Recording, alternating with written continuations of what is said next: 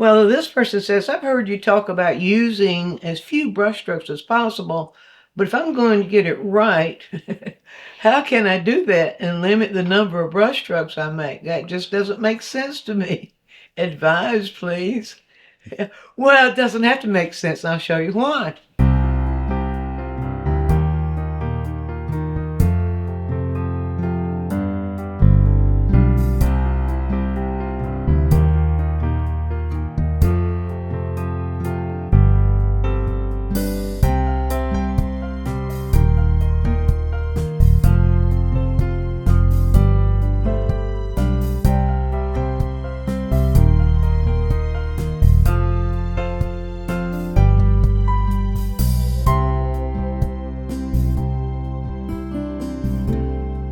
Well, I bet you there's more anxiety that goes out from emerging painters about trying to get it right than there is probably in any other field.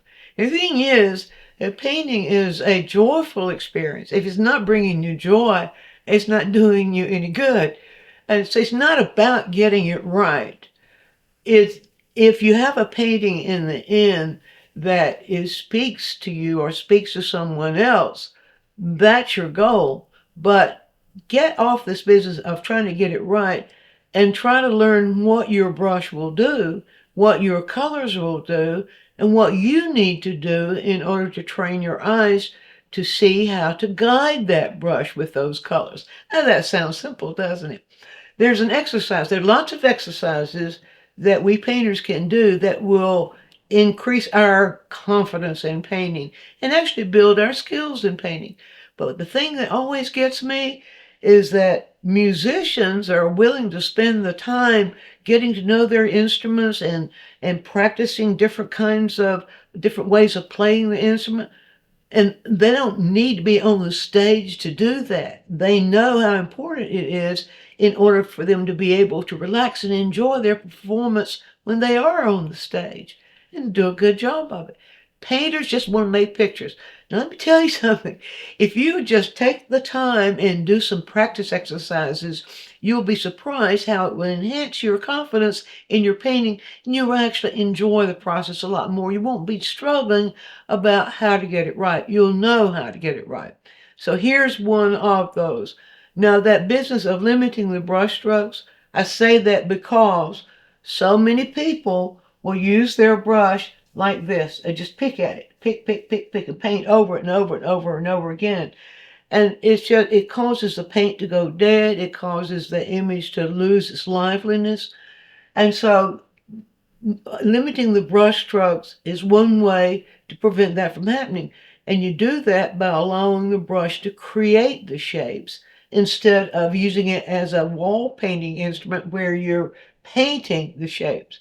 Now, what you can do to do that, I've got two or three other quick tips about limiting brush strokes. And this is along that same line, but this is a little different in that it involves not having to deal with the color. Start out by just dealing with the brush and just use neutral color. Now, black and white's fun. I hate using black. I can't stand the coldness of black. And so this is a raw umber, a Rembrandt raw umber I have on the palette here. You can also use this leftover paint for these exercises.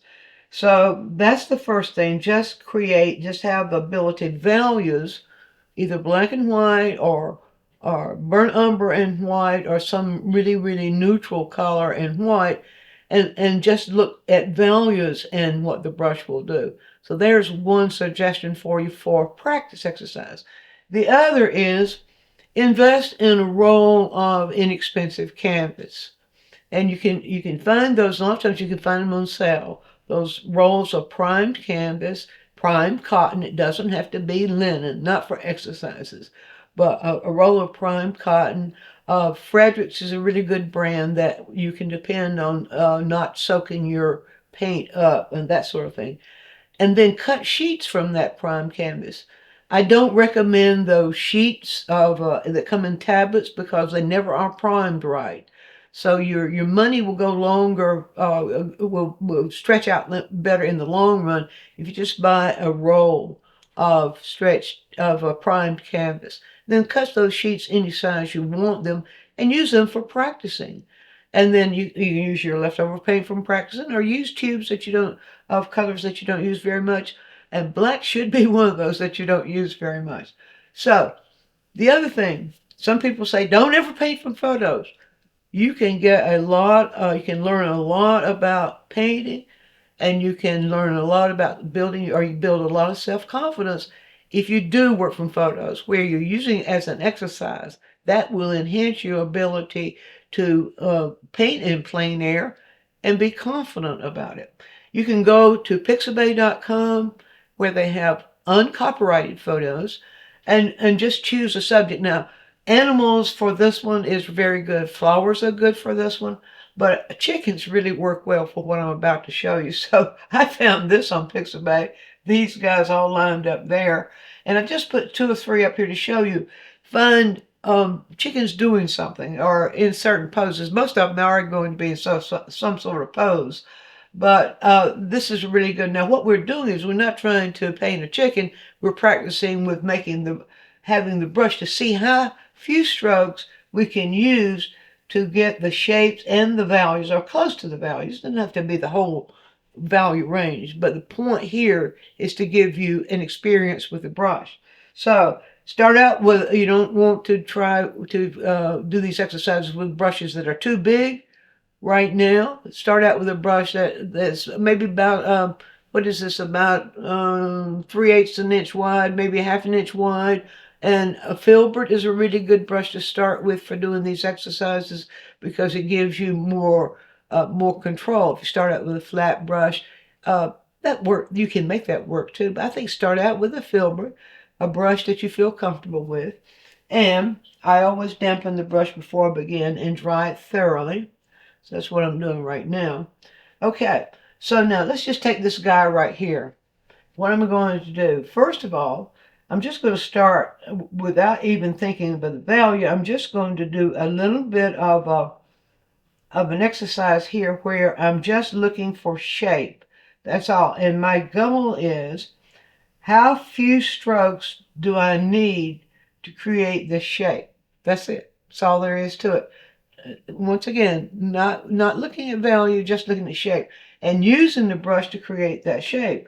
So I'll load the brush. You see what I'm doing here? I'm simply loading the brush, and I'm loading it with a good bit of paint. Not much, but you see the paint is not piled up on the brush. It's just well loaded. So what I'll do, first of all, I'll just start at the top. Now here's what I'm going to do. I'm going to try to get the brush to shape for me everything I make as I go down. And I'm looking at this guy right here. All right, so I'm going to start, and I'll just start like right here. Now, what counts as a stroke is how far can you go without running out of paint. So I haven't picked the brush up yet. And what I'm doing is I'm allowing the brush, and the way the brush moves, I'm allowing the brush simply to shape that image. And when I feel it running out of paint, then I have to reload. But my goal is to get as much down as I possibly can without running out of paint. And see, I can continue to go and go and go and go. And I'm simply moving the brush. I'm holding it. I'm holding the brush, as you can see, I'm holding the brush so that it's really perpendicular to the canvas. Now, I can turn it in different ways, but this is what I'm doing right now just for this exercise. And I lifted the brush up to show you just what I just explained to you. Now, as I'm allowing this to guide what the brush does. So I'm pretending I didn't lift it up, and I still got plenty of paint to go, keep going. And now I'm just going to go like this. Now I'm going to let the brush begin to do this sort of thing. So this tells me something that the brush will do. And now I'm going to begin to tilt the brush on its, tilt it kind of at a 45-degree angle. You still, I see I still have paint. I'm still allowing the brush to move, and I've still got paint in there. And as I'm moving along, now I'm running out of paint. Now I'm going to put myself a 1 up here because I'm keeping score. All right, I'm going to load it again. Load it again the same way as before, not allowing the paint to build up, but simply loading it. And let's see, can I do the entire image of that rooster with 2 strokes? Remember how we were defining stroke there? And so let's just see. Now I'm going a little bit faster. Then what I'm going to do is turn it this way. Okay, now I'm going to rotate the brush in my hand as I move along. Rotate the brush and let's see. I'm not picking it up. Now I'm moving across here. See, I'm going forward, going forward. Now I'm going to turn it to the side and let the brush create that. It's going to be kind of a silhouette image. Just let the brush create that image. And let's see, what else is it going to do? That's that. Okay, it needs to go out a little bit further here. See what I'm doing here? I'm just allowing the brush to shape the tip of the brush. I'm using the bell of the brush. I'm using the tip of the brush and just allowing it to shape the kind of a silhouette image of that rooster. And I think I did that in 2 strokes, what we would count as strokes. Now, the thing is, don't judge it. If you look at it and say, that doesn't look like a rooster, that's not the point. The point is that you had the experience of exploring it. So now, if I look at this now, and I'll say, okay, well, did I miss anything? Okay, I did. So I might say, all right, so I really, if I use the brush, now this is what you might call edit, where you're still not trying to get it right, but you're trying to look at it in terms of what does it need? What does it need? Yeah, I know psychology there, but just what does it need? Okay, so here I see, or I see that then could do this, but you see I'm not picking at it. I'm seeing, okay, that little piece right there curved that way, curves more like that. You make this, okay, what's happening here? That little piece pokes out here just a little bit more, like that. And this piece comes down like this, just a little bit more like that. So that piece goes out like this, this comes up like that. You see, that's the way you can do it, where you allow your brush to move and explore so that you can get what you would think you see as a silhouette of this image.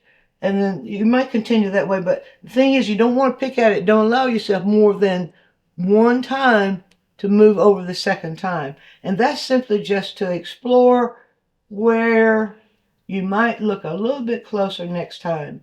See, as it moves down there. So now we could say, I actually create a silhouette here with 4 strokes.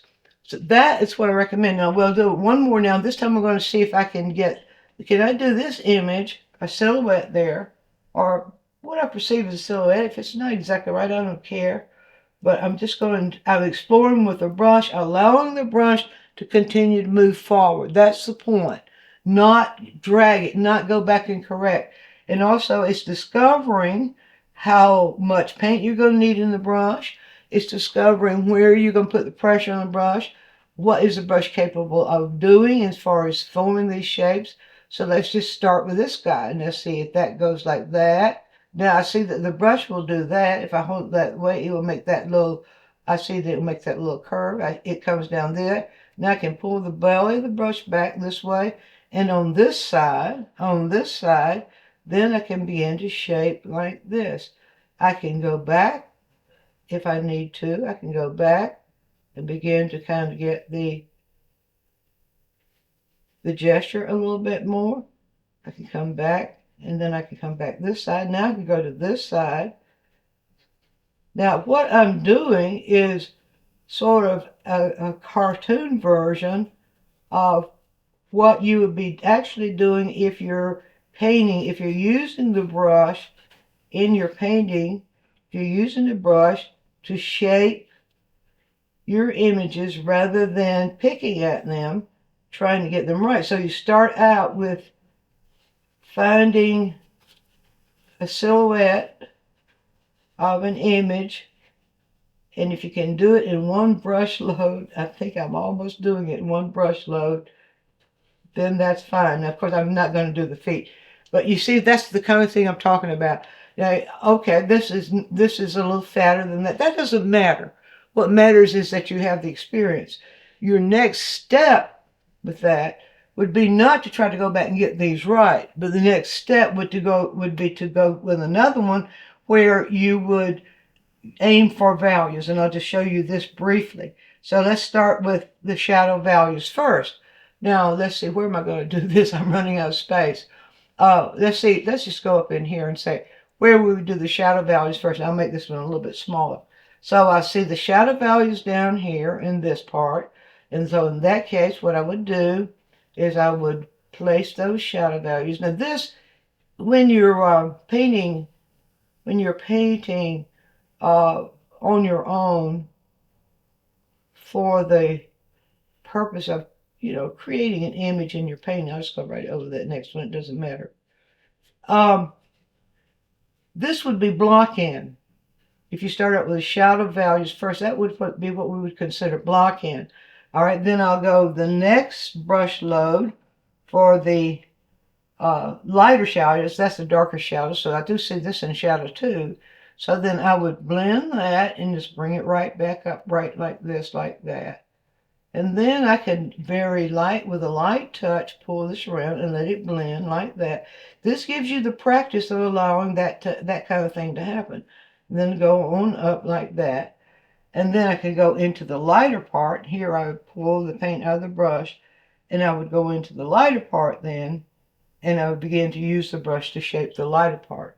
So we'd go, if you can just excuse that little mark right up there, I can then go right back up in here like that, come down like that, and now I can begin to let up on the pressure and allow the brush to blend for that lighter part. And what I do, I got out of my range there. Now, let me just get that, do that part just a little bit. Now I'm getting into the business of, did you get it right? Okay, this being the lighter part, this being the darker part, I just sort of wasn't paying attention there. There we go, sort of like that.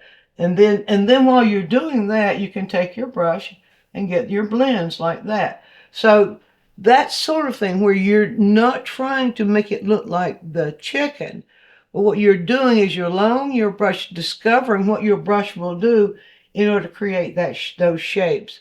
So I think if you will take an exercise like that and cut several sheets of canvas like this, and you can make them smaller if you don't want them big like that. You can make them smaller. You can make them different sizes. But try the first one with just a silhouette of just a middle value of a sort. And then try a second go around or a second session where you're working with the shadow values of the thing.